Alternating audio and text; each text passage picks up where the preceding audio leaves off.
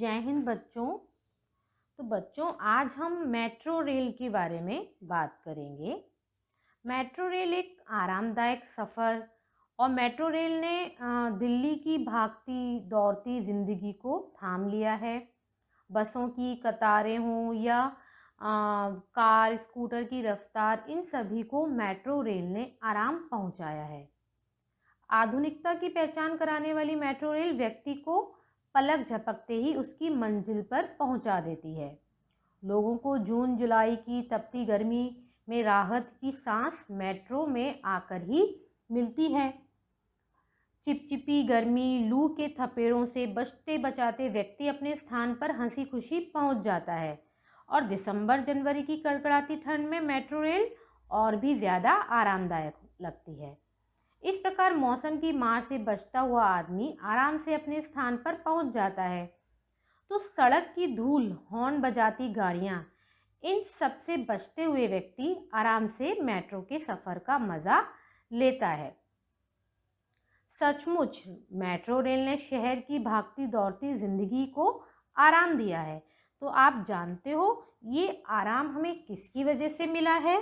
तो हमें ये तो पता होना चाहिए कि ये आराम हमें किसकी वजह से मिला है। तो बच्चों आज का जो चैप्टर है वो इसी से रिलेटेड है। Part number 14, metro man Sreedharan. तो हम मेट्रो के बारे में इसमें पढ़ेंगे और आपको जो जानकारियां हैं मेट्रो से रिलेटेड वो आपको सब मिलेंगी। तो आपको ये चैप्टर पहले हम रीड करते हैं और समझते हैं। संसार में ऐसे बहुत ही कम व्यक्ति हैं जो अपने उत्तरदायित्व को पूरी ईमानदारी से निभाते हैं और काम को समय पर पूरा करते हैं। ऐसी ही विशेषताओं से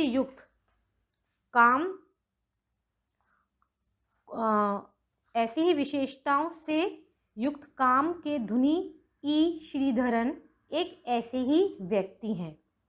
तो इसमें जो श्रीधरन जी हैं वो ही उनके बारे में ही बताया गया है। तो फिर हम आगे बढ़ते हैं और इसमें उत्तरदायित्व का अर्थ है जिम्मेदारी। अपनी योजनाओं और बुद्धि कार्य प्रणाली से भारत में सार्वजनिक परिवहन का चेहरा ही बदल दिया है। इन्होंने भारत में पहली मेट्रो रेल परियोजना के निर्माण के समय जिस समझदारी और कार्यकुशलता का परिचय दिया वह अविश्वसनीय है। इन्होंने यहाँ पर किसको बोला जा रहा है? श्रीधरन जी को। और धुनी का अर्थ है यहाँ किसी बात की धुन करना, मतलब किसी बात के पीछे पड़ जाना।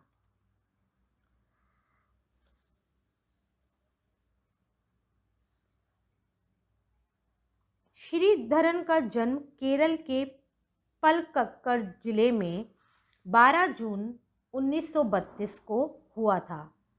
उन्हें भारत के मेट्रो मैन के रूप में भी जाना जाता है। किसको मेट्रो मैन के रूप में जाना जाता है? श्रीधरन को। आप जैसा कि अपनी पुस्तक में देख सकते हो, उनका एक चित्र भी दिया गया है। आप ये देख सकते हो, यहाँ पर श्रीधरन जी हैं।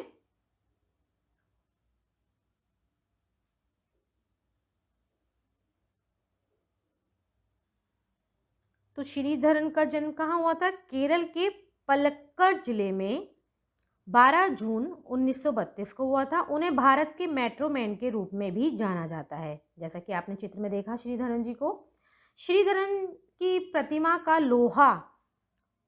का लोहा तो उस घटना से ही माना जाने लगा जब सन 1963 में यह भयंकर समुद्री तूफान के कारण रामेश्वरम को तमिलनाडु से जोड़ने वाला एक पुल टूट गया, जिसके कारण तीर्थयात्रियों का रामेश्वर पहुंचना कठिन हो गया।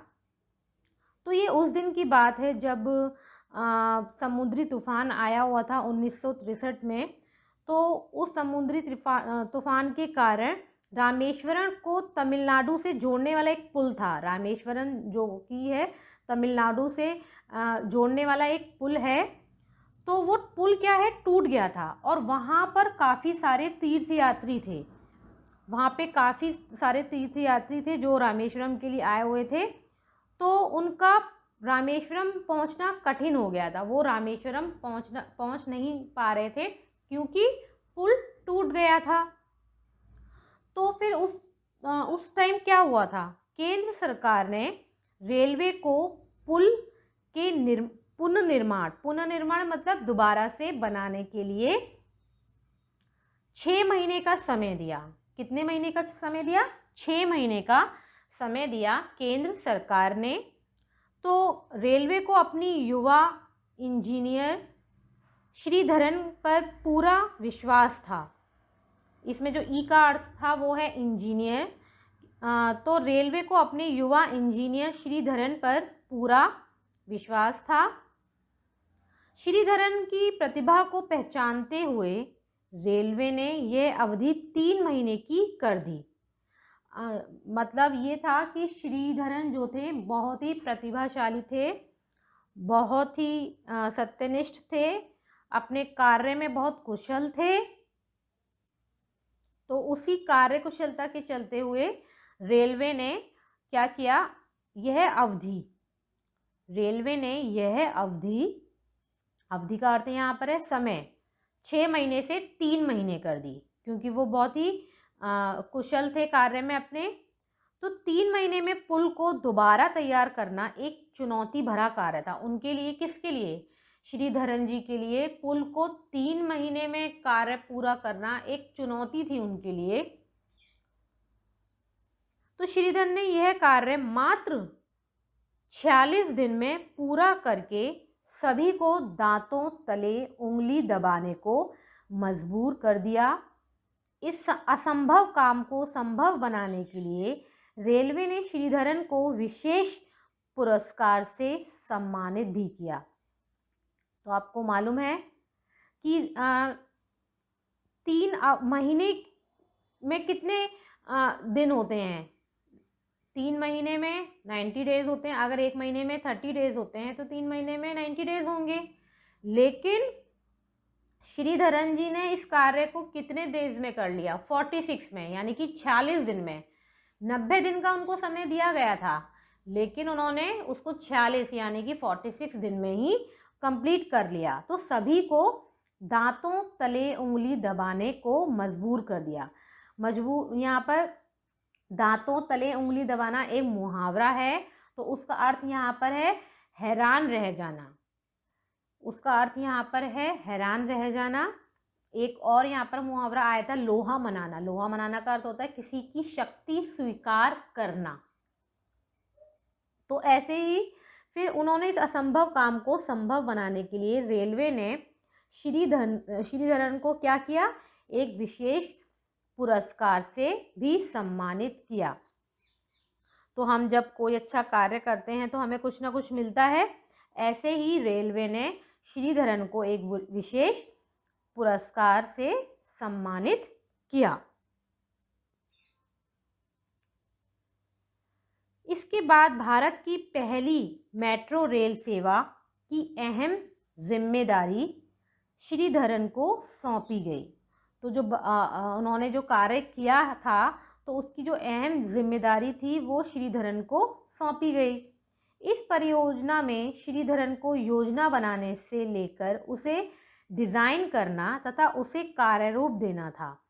इसे भी श्रीधरन ने बखूबी निभाया।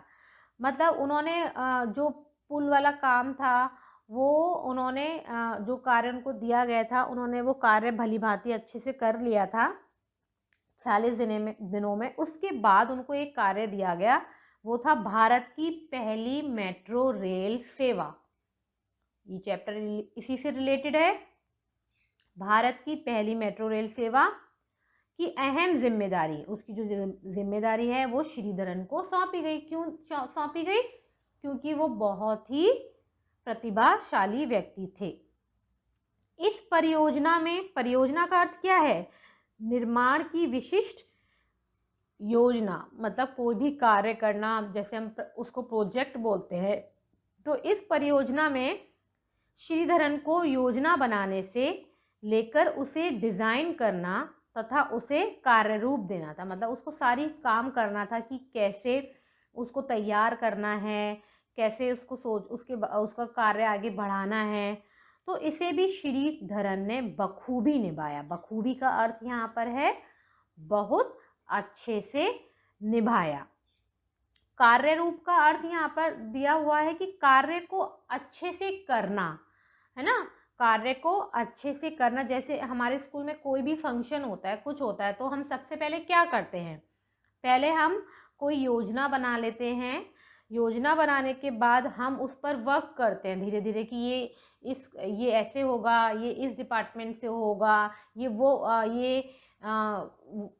कोई सा सेक्शन करेगा, ये दूसरा सेक्शन करेगा, ठीक है। इस तरीके से उसके बाद हम उसको कार्य रूप देना शुरू कर देते हैं। जैसे हमने स्कूल में एग्जीबिशंस लगाते हैं, तो हम ऐसे नहीं लगा देते हैं कि आज बोला और कल एग्जीबिशंस नहीं, हम उस पर पहले कार्य करते हैं। तो इसी तरीके से श्रीधरन ने भी योजना बनाकर डिज़ाइन करना तथा उसे कार्य रूप देना था। तो इसे भी श्रीधरन ने अच्छे से निभाया। बखूबी मतलब अच्छे से निभाया। पहली बार मेट्रो रेल सेवा के लिए कोलकाता को चुना गया। पहली बार मेट्रो रेल सेवा इंडिया में किसको चुना गया? भारत में सबसे पहले मेट्रो रेल सेवा कोलकाता को चुना गया। बिना किसी रुकावट के, बिना किसी को कष्ट पहुंचाए कब मेट्रो रेल का निर्माण हो गया, यह कोलकाता के लोगों को पता ही नहीं चला। उनको पता ही नहीं चला कि ये यहाँ पर मेट्रो रेल बन रही है। आपने देखा होगा जो मेट्रो रेल होती है वो कितनी फास्ट चलती हैं। तो यही श्रीधरन की कार्यशैली की विशेषता थी। उनका मानना था कि कोई भी काम तभी सफल होता है जब उसे करने वाले के पास एक स्पष्ट सोच और दृष्टि होती है। उसके पास एक स्पष्ट सोच होती है और एक दृष्टि होती है कि हम लोग पहले से किसी कार्य को करने से पहले उसको इमेजिन कर लेते हैं कि ऐसा करना चाहिए, वैसा करना चाहिए। ऐसे ही श्रीधरन ने भी एक सोच बना के रखी थी। उन्होंने इमेजिन किया था पहले, उसके बाद इस कार्य को पूरा किया था। इसके बिना इस सफलता की कल्पना भी नहीं की जा सकती। पहले हम चीज़ों के बारे में सोचते हैं, उसके बाद ही उसका कार्य आगे बढ़ाते हैं। तो जब भी हम कपड़े खरीदने जाते हैं, है ना, ये तो एक ट्रेंड की बात है। तो जब हम कपड़े खरीदने जाते हैं तो पहले हम सोचते हैं ना कि ये अच्छा लगेगा, नहीं लगेगा, अरे नहीं। हम कितनी बार उसको सिलेक्ट करते हैं, कितनी बार उसको वापस रख देते हैं, चेंज करते हैं ना, यही सब करते हैं। तो ये तो एक रेल का मामला था, है ना, इसको तो हम ऐसे नहीं ले सकते थे। तो ऐसे ही श्रीधरन ने भी उसके लिए एक अच्छी सोच रखी। तो श्रीधरन ने अनेक परियोजनाएं निर्धारित समय से पहले कम बजट में पूरी की। निर्धारित समय यहाँ पर बोला जा रहा है कि एक निश्चित समय, जो समय उनको दिया गया था उसी उन्होंने अपने टाइम को बांध लिया था कि हमें इस टाइम पर ये कार्य ख़त्म करना है। उसके बाद उनको बजट दिया गया कि इस बजट में कार्य करना है। बजट का अर्थ होता है कि कितने पैसे में, कितने रुपयों में वो परियोजना तैयार हो जाएगी। तो उस बजट से कम बजट में, मतलब उन्होंने कम बजट में ही उस कार्य को पूरा कर दिखाया। तो केंद्र सरकार कोंकण को रेलवे लाइन से जोड़ना चाहती थी। केंद्र सरकार जो है कोंकण को रेलवे लाइन से जोड़ना चाहती थी। कोंकण जगह का नाम है, जो बहुत ही मुश्किल कार्य था, लेकिन वो बहुत ही मुश्किल काम था। श्रीधरन को इस परियोजना का उत्तरदायित्व भी सौंपा गया। श्रीधरन को इस परियोजना का उत्तरदायित्व भी सौंपा गया। क्या? कि केंद्र सरकार कोंकण को रेलवे लाइन से जोड़ना चाहती थी। अब जो बहुत मुश्किल कार्य था, लेकिन श्रीधरन को ये कार्य सौंपा गया। यह काम इसलिए मुश्किल था क्योंकि उन्हें दलदल और नदियों के रास्ते में से 5000 हेक्टेयर ज़मीन पर 2000 पुल बनाने थे। ये काम क्यों था? हम पुल वगैरह जो बनते हैं वो ज़मीन से ऊपर ही बनते हैं ना, चाहे दलदल हो, नदियाँ हो, उससे ऊपर ही बनते हैं। तो उनको क्या करना था, उन्हें दलदल और नदियों के रास्ते से 5000 हेक्टेयर ज़मीन पर 2000 पुल बनाने थे। इस काम को पूरा करने के लिए उन्हें 8 साल का समय दिया गया। उनको कितने साल का समय दिया गया? 8 साल का। और इतना आसान नहीं होता है कि दलदल और नदियों के रास्ते से ये सारी चीज़ें बनाना, उसमें बहुत टाइम लगता है, बहुत समय लगता है। तो श्रीधरन ने केवल 7 साल में ही ये कार्य पूरा कर दिखाया। श्रीधरन ने 8 साल वाला कार्य जो है वो 7 साल में ही पूरा कर दिखाया और सबको आश्चर्यचकित कर दिया और सभी को हैरान कर दिया कि मतलब ये काम समय से पहले हो गया। आप इस चित्र में देख सकते हो। इसके बाद श्रीधरन को दिल्ली में मेट्रो रेल का जाल बिछाने की जिम्मेदारी दी गई। श्रीधरन को दिल्ली में मेट्रो रेल का जाल बिछाने की जिम्मेदारी दी गई। जनता को परेशानी ना हो, यह सोचकर श्रीधरन ने मेट्रो रेल का कार्य प्रारंभ कर दिया, कहीं ऊपर से तो कहीं ज़मीन के नीचे से। उन्होंने मेट्रो रेल का रास्ता तैयार किया। मेट्रो रेल का रास्ता कहीं ऊपर से भी निकलता है और ज़मीन के अंदर से भी निकालना पड़ता है, जिसको हम अंडरग्राउंड भी बोलते हैं। तो मेट्रो रेल का रास्ता निकालना इतना इजी नहीं होता है। और श्रीधरन की कार्य प्रणाली की जितनी भी प्रशंसा की जाए वह कम ही है। उनका मानना है कि किसी भी काम की सफलता उसे करने वाले की योग्यता पर ही निर्भर करती है। उनका मानना ये है कि कोई भी कार्य जब करते हैं तो उसकी सफलता, उसका सफल होना उसकी योग्यता पर निर्भर करता है कि वो योग्य है कि नहीं इस कार्य के लिए। तो यही कारण है कि दिल्ली में मेट्रो ट्रैक के निर्माण के लिए कहीं ज़मीन के नीचे सुरंग बनाई गई हैं तो कहीं ज़मीन से दर्जनों फुट ऊपर निर्माण कार्य हुआ है। आप बहुत से लोग दिल्ली गए होंगे तो आपने देखा होगा दिल्ली में मेट्रो रेल किस तरीके से चलती हैं, ज़मीन के अंदर भी चलती हैं सुरंगों में और ज़मीन से ऊपर, मतलब ऊपर भी आपको वो चलती ही हुई दिखाई देंगी। तो आप सोचो किस तरीके से ये कार्य किया गया होगा। परंतु किसी भी तरह से यातायात में कोई व्यवधान उत्पन्न नहीं होता है। व्यवधान का अर्थ होता है यहाँ पर बाधा। तो मतलब यही बताया जा रहा है कि किसी भी तरीके से कोई भी परेशानी नहीं होती है। श्रीधरन को उनकी अमूल्य सेवाओं के लिए कई राष्ट्रीय और अंतर्राष्ट्रीय पुरस्कार से सम्मानित किया गया। श्रीधरन जी को उनकी अमूल्य सेवाएं यानी कि इन कीमती सेवाओं के लिए जो भी इन्होंने कार्य किए, सेवाओं को क्या बोला जा रहा है यहाँ, जो उन्होंने कार्य किए, काफ़ी टैलेंटेड थे वो, प्रतिभाशाली थे और उनको कई सारे राष्ट्रीय और अंतर्राष्ट्रीय पुरस्कारों से सम्मानित किया गया। उनको कई सारे राष्ट्रीय और अंतर्राष्ट्रीय पुरस्कार दिए गए। 1963 में उन्हें रेल मंत्री अवार्ड दिया गया। 1963 में उनको रेल मंत्री अवार्ड दिया गया। तो 2003 में टाइम मैगजीन ने और 2003 में टाइम मैगजीन ने उन्हें वन ऑफ एशियाज़ हीरोज़, यानी कि 2003 में टाइम मैगजीन जो है, टाइम मैगजीन वालों ने उनको one of Asia's heroes, Asia का हीरो है ना जिसको बोलते हैं, की उपाधि से सम्मानित किया, की उपाधि से उनको सम्मानित किया गया।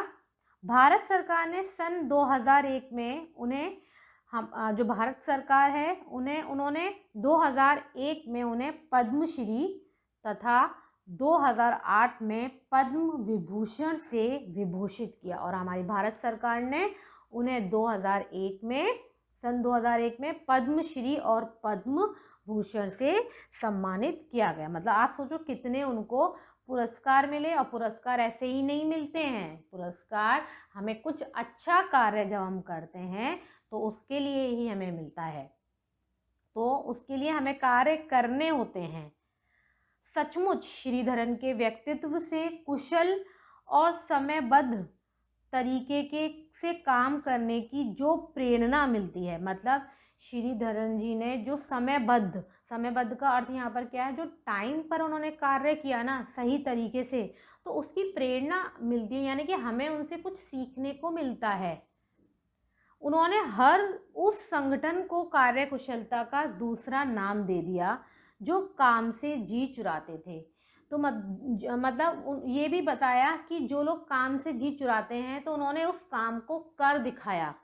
श्रीधरन जी ने उस काम को कर दिखाया, और जो लोग काम से जी चुराते हैं उनके लिए भी ये एक शिक्षा है कि काम हम अगर सही समय पर अगर हम कार्य करें तो हम उस कार्य को पूरा कर सकते हैं। किसी को परेशान किए बिना अपना काम समय पर पूरा करना और काम के प्रति पूरी निष्ठा रखना, किसी भी काम को समय से पूरा करना और काम के प्रति पूरी निष्ठा, यानी कि हमें काम के प्रति पूरी निष्ठा रखनी चाहिए कि हमें वो काम करना है, विश्वास रखना चाहिए। निष्ठा का अर्थ है यहाँ पर हमें विश्वास रखना चाहिए। जैसे कुछ विशेषताएं श्रीधरन को विशिष्ट बनाती हैं, उन्होंने जो काम हाथ में लिया उसे पूरी ईमानदारी के साथ समय से पहले बजट के अंदर पूरा कर दिखाया। मतलब श्रीधरन जी ने उस कार्य को समय से पहले और बजट से अंदर कर दिखाया। तो आप देखा कि श्रीधरन जी ने किस तरीके से कार्य को कंप्लीट किया, कितने निष्ठावान थे वो। तो हम पहले ये नए शब्द देख लेते हैं। उत्तरदायित्व का अर्थ है यहाँ पर जिम्मेदारी। ईमानदारी का अर्थ है सत्यनिष्ठा। ईमानदारी सत्य तो सभी जानते हैं कि काम को अच्छे से करना, सत्य से करना। धुनी का अर्थ है यहाँ जिसे किसी बात की धुन हो, किसी कार्य के पीछे पड़ जाना कि हाँ हमको ये कार्य करना है। कार्य प्रणाली का अर्थ है यहाँ कार्य करने का ढंग। सार्वजनिक का अर्थ है यहाँ पर सबसे संबंध रखने वाला। सार्वजनिक का अर्थ है कि सबसे संबंध रखने वाला, मिलजुल कर रहने वाला।